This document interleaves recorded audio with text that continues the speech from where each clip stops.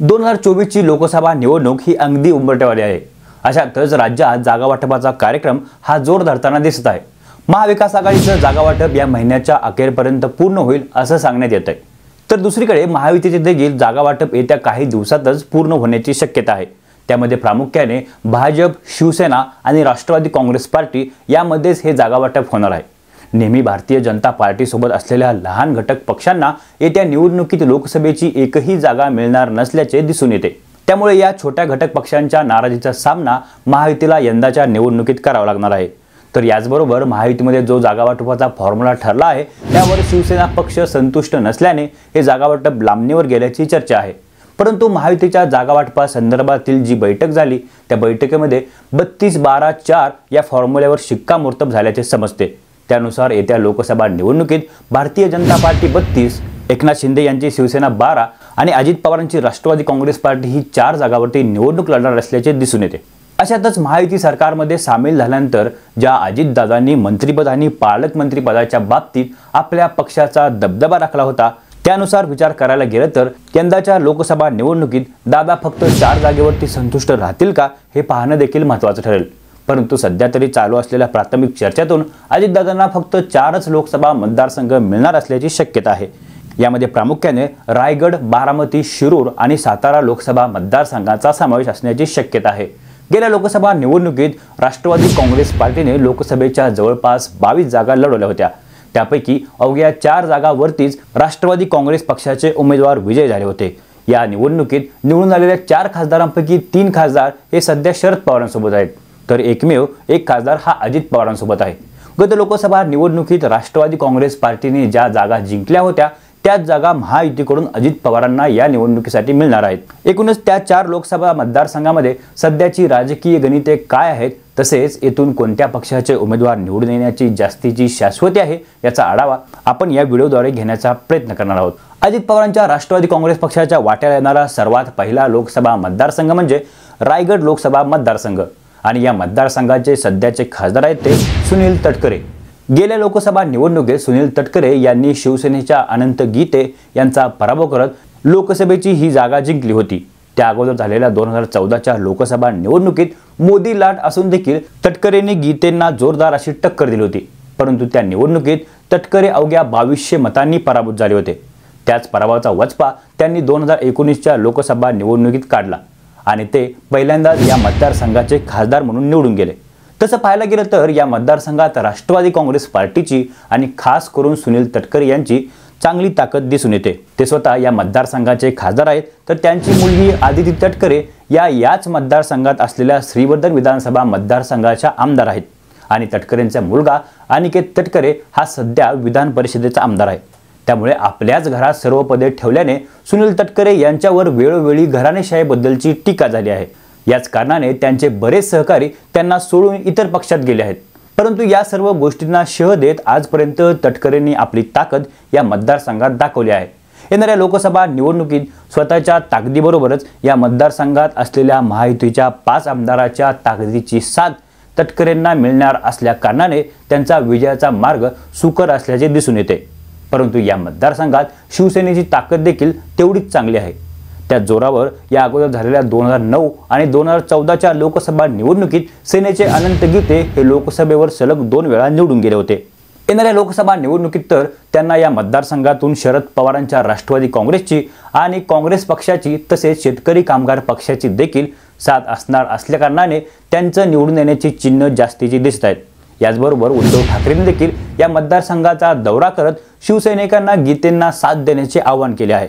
त्यामुळे या सर्व गोष्टींचा फायदा या निवडणुकीत गीतेंना होऊ शकतो। अशातच राष्ट्रवादी काँग्रेस पार्टी आणि शिवसेना पक्ष फुटीनंतर संपूर्ण राज्यात पवार आणि उद्धव ठाकरे यांच्याबद्दल सहानुभूतीचे एक वातावरण तयार झाले आहे। अशातच या सहानुभूतीचं रूपांतर जर मतांमध्ये झालं तर याचा जोरदार फटका महायुतीला बसू शकतो। त्यामुळे रायगड लोकसभा मतदारसंघातील सर्वसामान्य मतदारांची साथ ही गीतेंना मिळण्याची शक्यता देखील दिसून येते। त्यामुळे येत्या निवडणुकीत तटकरेंना ही जागा पुन्हा जिंकण्यासाठी शर्तीचे असे प्रयत्न करावे लागणार आहेत, यात कोणती शंका नाहीये। राष्ट्रवादी काँग्रेस पार्टीला मिळणारा दुसरा मतदारसंघ म्हणजे बारामती लोकसभा मतदारसंघ। दोन्ही पवारांचं हे होम ग्राउंड आहे। राष्ट्रवादी काँग्रेस पक्षाच्या फुटीचे सर्वाधिक पडसाद याच लोकसभा मतदारसंघात आपणाला येत्या निवडणुकीत पाहायला मिळणार आहेत। पवारांचा गड राहिलेल्या बारामतीमधून येत्या निवडणुकीत नेमके कोणते पवार विजय होणार यावर सर्वांचं लक्ष लागले आहे। अशातच या मतदारसंघातून कोणत्याही परिस्थितीत राष्ट्रवादी काँग्रेस पार्टीचाच उमेदवार विजयी करायचा या हेतूने अजित पवारांनी आपली पूर्ण ताकद पणाला लावली आहे। त्यामुळे आपली बहीण सुप्रिया सुळे यांच्या विरोधात आपली पत्नी सुनेत्रा पवार यांना ते बारामतीच्या मैदानात उतरवण्याची शक्यता दिसून येते। तसं पाहायला गेलं तर हा मतदारसंघ संपूर्ण पवार कुटुंबाला मानणारा मतदारसंघ आहे, परंतु पक्ष फुटीनंतर येथे दोन वेगवेगळ्या विचारधारा असणारे गट तयार झाले आहेत। अशातच सुनेत्रा पवार विरुद्ध सुप्रिया सुळे यांच्या रूपाने या मतदारसंघाची निवडणूक ही अतिशय चुरशीची होण्याची चिन्ह आहेत। या संपूर्ण मतदारसंघात अजित पवारांचा दांडगा असा जनसंपर्क आहे। गावागावात त्यांना मानणारे कार्यकर्ते आणि पदाधिकारी देखील आहेत। त्याचा फायदा त्यांना या निवडणुकीत होऊ शकतो।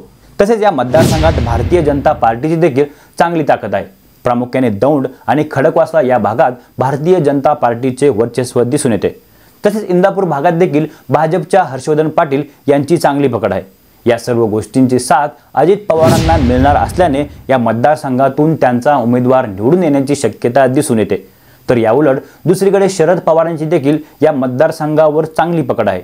त्याच जोरावर सुप्रिया सुळे या सलग 3 वेळा या मतदारसंघातून लोकसभेवर निवडून गेल्या आहेत। तसेच स्वतः सुप्रिया सुळे यांचं देखील या मतदारसंघामध्ये चांगलं वजन आहे। सोबतच संपूर्ण पवार कुटुंब हे त्यांच्या साथीला असल्याने त्याचा फायदा देखील त्यांना या निवडणुकीत होणार असल्याचे दिसतंय। या मतदारसंघातून शरद पवारांच्या विचारधारेचा एकही आमदार नसला तरी देखील पक्षफुटीमुळे एकटे पडलेल्या शरद पवारांना येथील मतदारांची साथ मिळण्याची शक्यता दिसते। 82 वर्षे वय झाले असताना देखील आपला पडदा झालेला पक्ष पुन्हा उभा करण्यासाठी शरद पवार जे प्रयत्न करत आहेत ते पाहता येथील मतदार वर्ग त्यांच्याकडे आकर्षला जाण्याची शक्यता दिसून येते। अशातच बारामती लोकसभा मतदारसंघाची जागा जिंकणं हे अजितदादांसाठी मोठं आव्हान असणार आहे। अजित पवार गटाला मिळालेला तिसरा मतदारसंघ म्हणजे शिरूर लोकसभा मतदारसंघ। या मतदारसंघामध्ये महायुतीचे प्राबल्य दिसून येते, परंतु महायुतीमधून या मतदारसंघातून निवडणूक लढवण्यासाठी सेनेचे शिवाजीराव आढळराव पाटील हे देखील खूप आग्रही आहेत। अशातच आढळराव पाटलांना डावलून महायुतीमधून ही जागा जर अजित पवारांना देण्यात आली तर मात्र त्यांच्या नाराजीचा फटका येथून महायुतीला बसण्याची शक्यता आहे। तसेच या नाराजीमुळे आढळरावांनी जर बंड केले तर मतांच्या विभाजनामुळे त्याचा अप्रत्यक्ष फायदा महाविकास आघाडीला देखील होऊ शकतो। तसं पाहायला गेलं तर हा मतदारसंघ जुन्या संयुक्त राष्ट्रवादी काँग्रेस पक्षाला मानणारा मतदारसंघ आहे। अशातच फुटीनंतर तयार झालेल्या द्विधा परिस्थितीमुळे येथील मतदार यंदा कोणाला साथ देईल याचा अंदाज लावणे सध्या तरी कठीण आहे। महाविकास आघाडीकडे अमोल कोल्हे यांच्या रूपाने एक तगडा उमेदवार या मतदारसंघात आहे, तर याउलट अजित पवारांकडे सध्या तरी कोल्हेंना टक्कर देईल असा तोडीस तोड उमेदवार नसल्याचे दिसून येते। या मतदारसंघातून स्वतः मंत्री दिलीपराव वळसे पाटील हेच मैदानात उतरले तरच ही टक्कर जोरदार होऊ शकते, अन्यथा कोल्हेंना या मतदारसंघातून रोखणं पवारांसाठी कठीण असणार आहे। या मतदारसंघात सध्या असलेल्या आमदारांच्या संख्येवरून महायुतीची ताकद ही जास्तीची असली तरी देखील कोल्हेंचं फेम आणि शरद पवारांना मानणारा मोठा मतदार वर्ग या मतदारसंघात असल्या कारणाने ही जागा महाविकास आघाडी जिंकू शकते। अशातच अजित पवारांनी कोल्हेंना पराभूत करण्याचं चॅलेंज दिलं असलं तरी देखील या मतदारसंघातून आपला उमेदवार निवडून आणण्यासाठी त्यांच्यासाठी नक्कीच सोपे नसेल। अजितदादा गटाला मिळणारा चौथा आणि शेवटचा मतदारसंघ म्हणजे सातारा लोकसभा मतदारसंघ। गत लोकसभा निवडणुकीत राष्ट्रवादी काँग्रेस पार्टीचे उमेदवार उदयनराजे भोसले या मतदारसंघातून निवडून आले होते, परंतु अवघ्या 3 महिन्यानंतरच ते भारतीय जनता पार्टीमध्ये गेले आणि त्यानंतर पुन्हा एकदा या मतदारसंघाची निवडणूक लागली, ज्यामध्ये शरद पवारांच्या साथीने श्रीनिवास पाटील हे निवडून आले। त्यांच्या निवडून येण्यामागे शरद पवार यांचा मोठा असा खारीचा वाटा होता। त्या निवडणुकीदरम्यान साताऱ्यामध्ये शरद पवारांची जी सभा झाली त्या सभेचा फायदा येथील उमेदवार श्रीनिवास पाटील तसेच राज्यातील विविध विधानसभा मतदारसंघातील उमेदवारांना निवडून येण्यासाठी झाला होता। यंदाच्या लोकसभा निवडणुकीत सातारा मतदारसंघातून शरद पवार गटाकडून श्रीनिवास पाटील यांचे नाव पुन्हा एकदा आघाडीवर आहे, परंतु श्रीनिवास पाटील वाढलेल्या वयामुळे ही निवडणूक लढतील का याबद्दल शंका आहे। अशातच त्यांच्याऐवजी दुसरा नवीन चेहरा मैदानात उतरला तर मात्र त्याचा फटका शरद पवार गटाला बसू शकतो, तर यावर पर्याय म्हणून काँग्रेस पक्षाने हा मतदारसंघ आपल्याकडे मागितला आहे। अशातच महाराष्ट्र राज्याचे माजी मुख्यमंत्री पृथ्वीराज चव्हाण हे देखील या मतदारसंघातून महाविकास आघाडीतर्फे लोकसभेच्या मैदानात असण्याची शक्यता आहे, तर दुसरीकडे अजितदादांच्या राष्ट्रवादी काँग्रेस पार्टीमधून श्रीनिवास पाटील किंवा महाविकास आघाडीला टक्कर देईल असा तगडा चेहरा सध्या तरी कोणी दिसत नाहीये।